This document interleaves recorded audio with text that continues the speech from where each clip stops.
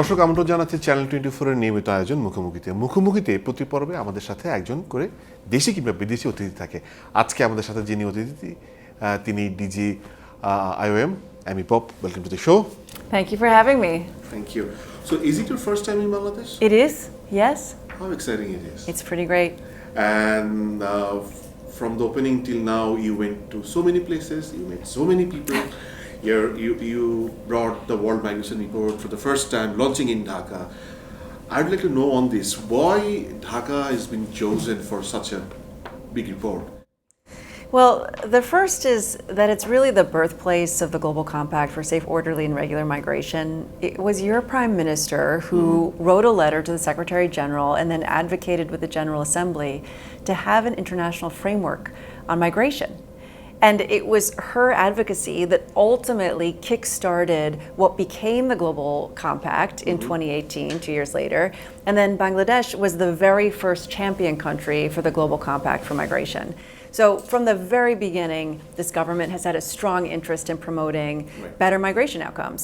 But then also here in the country, we see the confluence of everything we work on, right? Whether it's providing humanitarian support to the Rohingya people, whether it's driving solutions to displacement as a result of climate change, which is increasingly an issue in Bangladesh, or whether it's facilitating regular pathways for migration, recognizing that the number of Bangladeshis who are living and working in countries other than Bangladesh is increasing, right? Right. And how's your meeting with Prime Minister? It was fantastic. She's a very impressive woman, as you know. Yes. She is focused on a number of things that concern us. First and foremost, the response to the Rohingya crisis and the very real pressures that that puts on the Bangladeshi people and how we can continue to work with the government, but also increase the awareness and raising of funds to help support the response. We also spoke about the importance of leveraging migration as a tool for development, building on her initial work to advance the Global Compact. How do we enable people to get access to the migration pathways that will lead to more prosperity, greater skills exchange, better labor outcomes for people in the country? Right. And you also been to Rohingya camps. How was, is that your first time too? To the Rohingya camps, yes. Wow, a lot of first time. Yes. Yeah. So how did you see it? What are the places you went there? And when you interact with them, what are the things that really get your mind?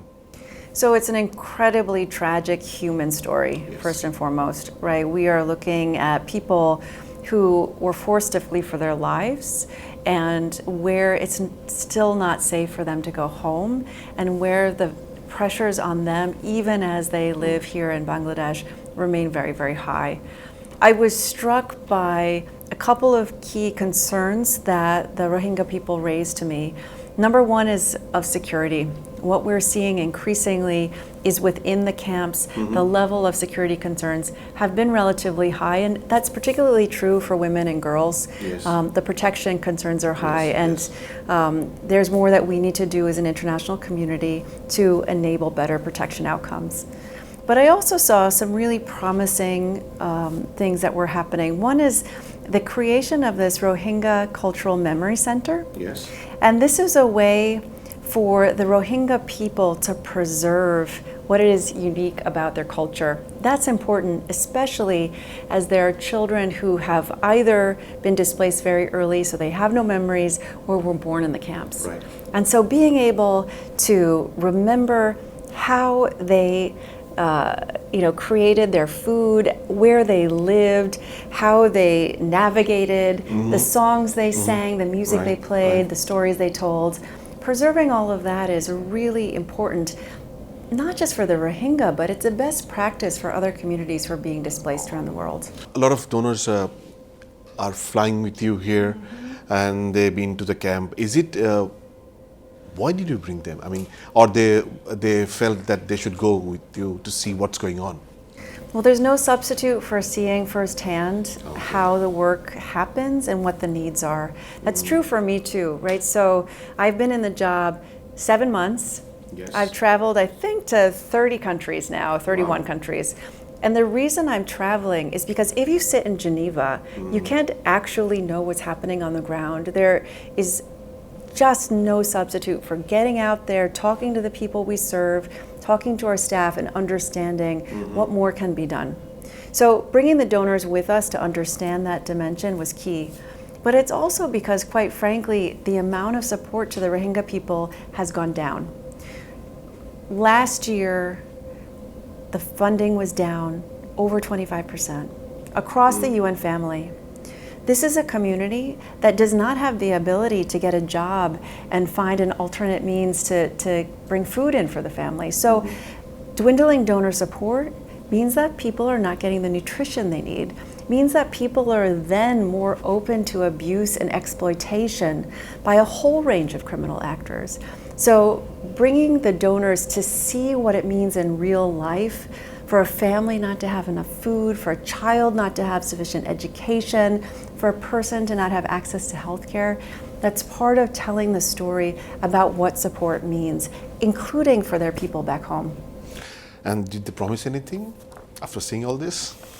Well, that they would all be advocating very strongly with their governments back home to increase the support to the Rohingya people. Yeah, let's get back to the World Migration Report. So, migration is unstoppable, and Bangladeshis, they're flying to different countries. Everybody is flying to different countries. Now we have the climate migration. What are the most challenging part you found in the report that this is going to be a big crisis, or it's going to cause a lot for everybody? Number one is climate, because last year the number of new displacements was greater for people who were displaced as a result of the climate crisis than because of conflict.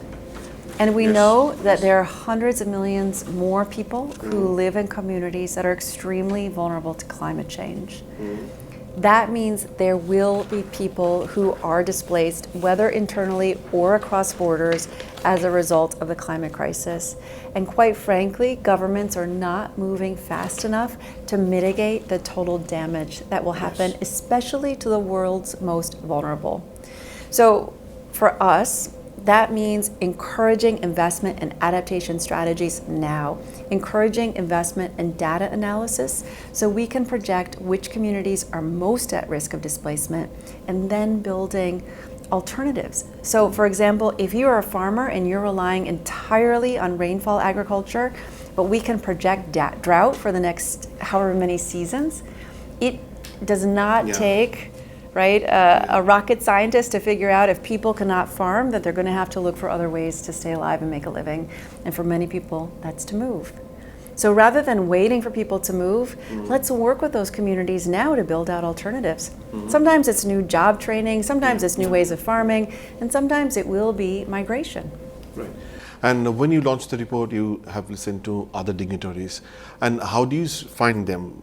Are they really concerned about you? Because EU ambassador was there, Minister of Foreign Affairs was there, and obviously you are part of the future of migration. So are they addressing these issues?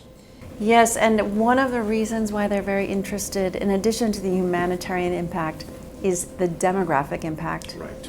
So economies across the world are facing either a demographic deficit or a demographic dividend.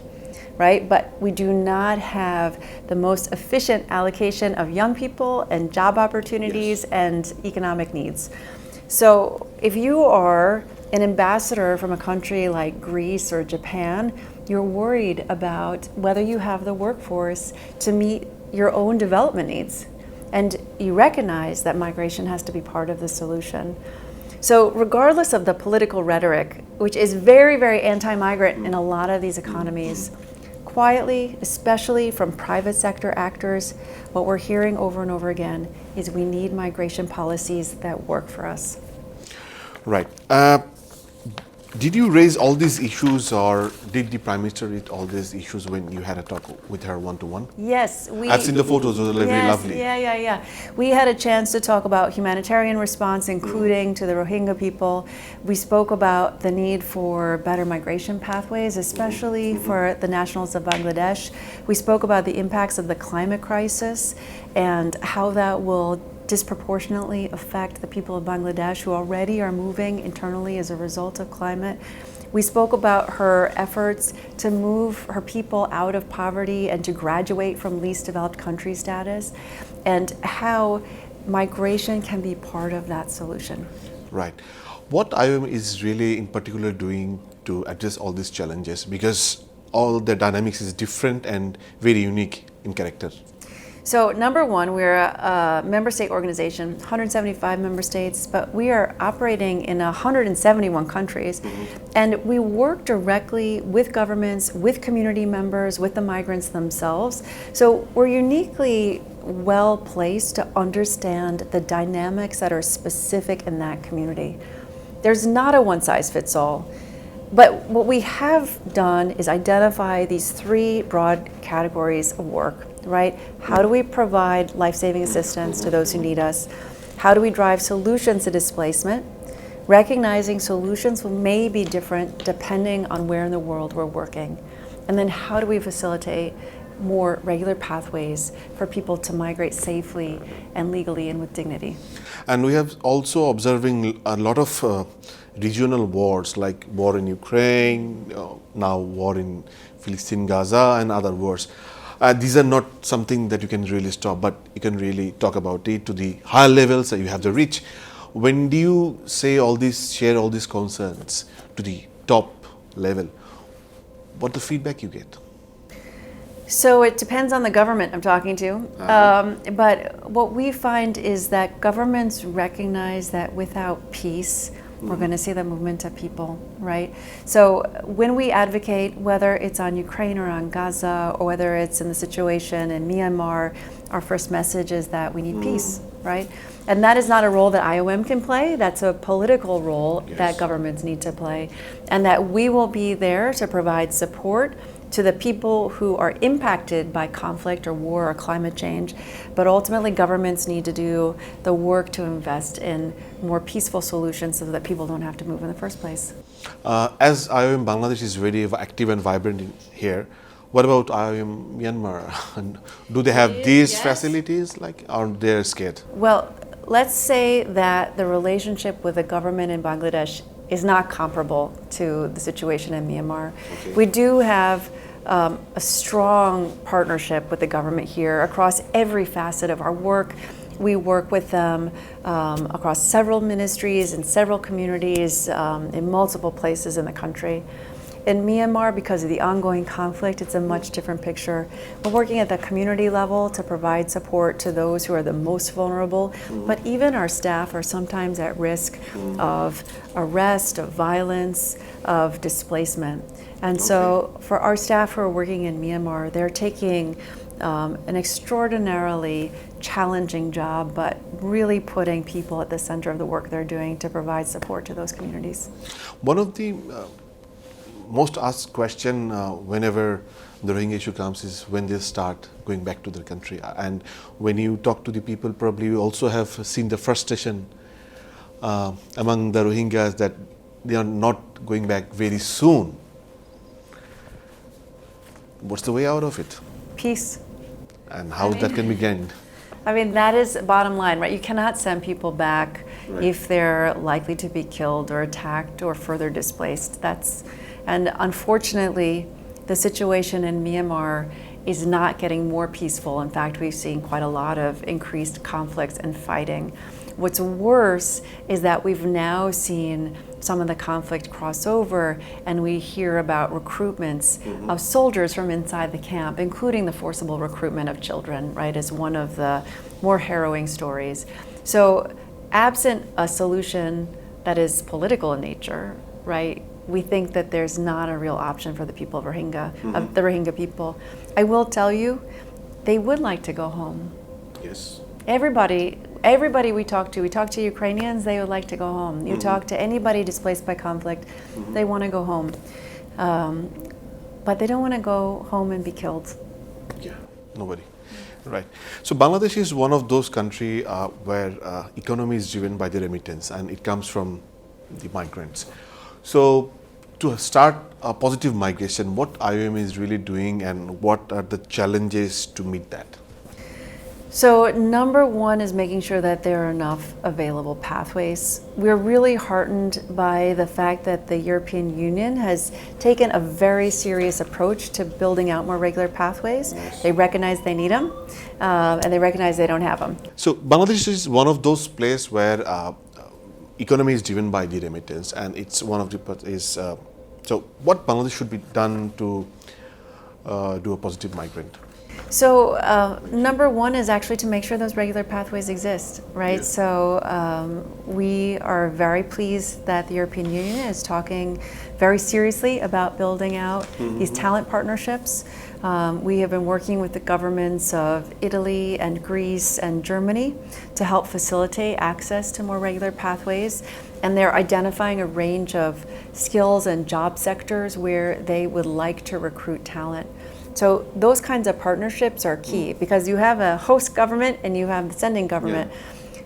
The way that the government of Bangladesh can and does support its migrants are one, to make sure they have the skills they need, two, to make sure that they're recruited ethically, that their people are not paying exorbitant recruitment fees in order to go get a job and then finding themselves in a state of indebtedness. Three is to make sure that when people go and work abroad, that they have a link back home and the ability to seek protection if they are exploited. The only way migration really works to lift people out of poverty and to attain true sustainable development is if people are going and working in a safe and dignified and non-exploitative way. So we need wage protections, we need oversight, we need engagement by both the sending government and the host government. We need to make sure that ruthless recruiters who are taking advantage of migrants are identified and then prohibited from continuing their work, and in some cases prosecuted for their work. Right, so it's a whole range of solutions, and you can't do it without the active involvement of the government here in Bangladesh. Right. How's your first trip in Bangladesh, and what's your takeaways? Well, it's extremely vibrant country. I can see you go out on the street and the number of people who are out and about, the language, the intensity of the activity, the traffic is all quite, it's just colorful and engaged. I found the government to be very, very proactive. I was very, very pleased to have the opportunity to speak with the Honorable Prime Minister this morning. She is clearly on top of these issues. She is clearly committed to her people. And we don't always see that in the places where we work around the world. And so seeing someone so passionate about protecting and advancing the people of Bangladesh was key. I also recognize the country is big and I've only seen a tiny fraction of it. And so the clear message to me is that I'll have to come back. Sure, and when are you coming back? I'll work on that. Thank you so much. It's my pleasure. Thank you very much. I appreciate it. দর্শক, আমরা মুখোমুখি শেষ করছি। আমাদের সাথে ছিলেন DG IOM. বাংলাদেশের যে অর্থনীতি, সেই অর্থনীতি এগিয়ে নেওয়ার জন্য অন্যতম উপায় হচ্ছে রেমিটেন্স, আর রেমিটেন্সের ধারা অব্যাহত রাখার জন্য তার পরামর্শ মাইগ্রেশন কী করতে হবে নিয়মিত উপায়ে, বৈধ উপায়ে। দেখা হবে মুখোমুখির অন্য কোনো পর্বে। তার আগ পর্যন্ত ভালো থাকুন, সুস্থ থাকুন।